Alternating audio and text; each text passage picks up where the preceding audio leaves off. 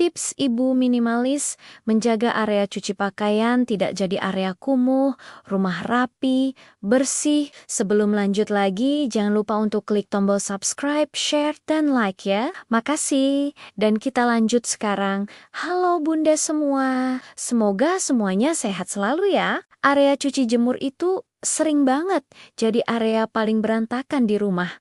Karena merasa lokasinya di belakang dan gak dilihat tamu. Padahal di sanalah sumber kewarasan kita dimulai setiap pagi. Sekarang lagi ramai banget tren rumah estetik ala minimalis di media sosial. Tapi realitanya keranjang cucian kita malah sering menggunung sampai menyerupai instalasi seni abstrak yang bikin pusing 7 keliling. Mengutip artikel dari laman interior di Spruce, menjaga keteraturan di ruang cuci bukan cuma soal visual, tapi kunci biar alur kerja rumah tangga nggak macet, dan mental kita nggak ikutan sumpek. Penting banget buat kita bahas ini sekarang, karena rumah yang sempit bukan alasan buat membiarkan pojok cuci jadi area kumuh yang menyeramkan kayak setting film horor. Bayangkan setiap kali buka pintu belakang, kita disambut pemandangan gunung baju kotor yang tingginya sudah mau menyaingi Gunung Semeru. Rasanya mau resign saja. Jadi ibu rumah tangga. Tips pertama buat penganut minimalis adalah stop menumpuk botol sabun cuci yang isinya tinggal tetes terakhir. Karena itu cuma bikin meja penuh dan terlihat dekil. Pakailah wadah seragam atau botol kaca bening supaya detergen cair dan pelembut terlihat rapi. Lagi pula melihat cairan warna-warni di botol cantik itu rasanya lebih tenang daripada melihat tumpukan plastik kemasan refill yang penyok. Contoh logisnya, kalau botolnya rapi, kita jadi nggak malas buat nyuci. Beda kalau areanya kumuh. Mau pegang mesin cuci saja, rasanya harus baca doa tolak bala dulu. Kedua, minimalis itu artinya kita harus tega membatasi jumlah keranjang pakaian, karena semakin banyak keranjang, semakin besar hasrat kita buat menunda melipat baju yang sudah kering. Kalau keranjangnya cuma 2, 1 buat baju kotor dan 1 buat baju bersih. Mau nggak mau kita harus segera membereskan isinya supaya nggak meluber ke lantai. Kadang kita ini hobi banget koleksi hanger plastik warna-warni dari hadiah detergen yang sebenarnya sudah melengkung-lengkung gak karuan.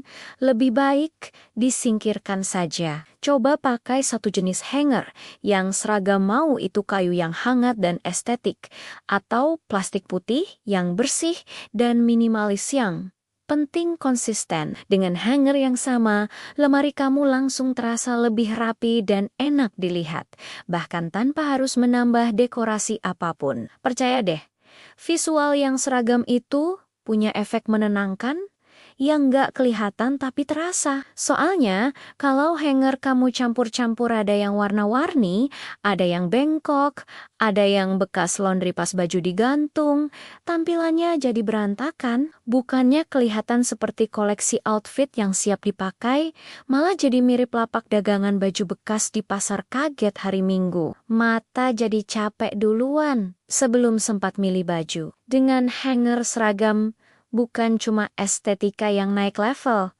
tapi juga bikin kamu lebih gampang melihat dan memilih baju. Semua jadi terasa lebih niat dan terorganisir. Meskipun sebenarnya isinya itu aja. Kadang yang kita butuhkan bukan lemari baru, tapi cara yang lebih rapi untuk menyusun apa yang sudah kita punya. Kebiasaan buruk yang sering banget kita lakukan tanpa sadar adalah menjadikan area cuci sebagai tempat pelarian terakhir untuk segala barang yang kita bingung mau ditaruh di mana. Rasanya simpel, taruh dulu di sini ya, nanti diberesin.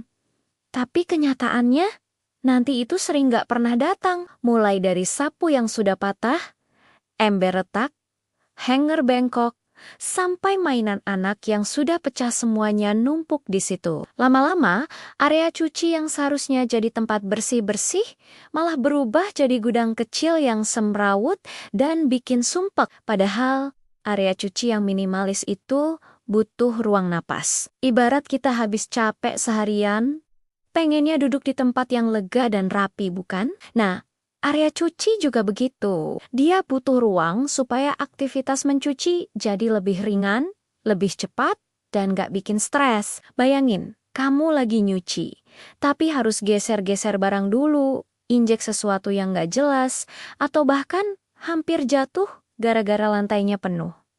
Gak nyaman banget kan? Makanya, penting banget untuk mulai membiasakan diri menjaga lantai area cuci tetap bersih dari benda-benda yang sebenarnya gak ada hubungannya sama aktivitas cuci-mencuci. Kalau barangnya rusak, ya sudah relakan, buang. Kalau masih layak pakai tapi nggak dipakai di situ, pindahkan ke tempat yang semestinya. Jangan semua dititipin di area cuci. Semakin sedikit barang di sana, semakin ringan juga perasaan kita setiap kali masuk ke area itu. Pelan-pelan, ubah mindset.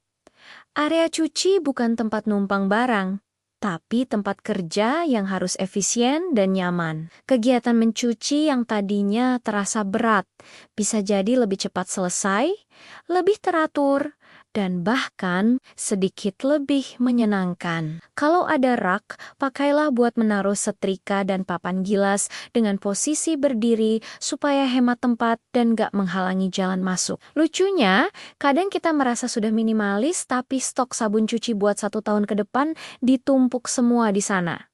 Sampai raknya mau jebol, padahal beli secukupnya saja sudah sangat membantu menjaga sirkulasi udara di ruangan tersebut. Jangan lupa soal pencahayaan dan ventilasi, karena area cuci yang gelap dan lembab itu adalah resep utama buat menciptakan suasana kumuh dan berlumut yang gak estetik sama sekali. Kalau memungkinkan, tambahkan 1 tanaman kecil yang tahan lembab supaya ada warna hijau yang menyegarkan mata saat kita sedang berjuang melawan noda coklat di seragam sekolah anak. Area cuci yang rapi itu sebenarnya bentuk self-care paling sederhana buat kita para ibu, supaya nggak gampang emosi, cuma gara-gara melihat kaos kaki hilang sebelah.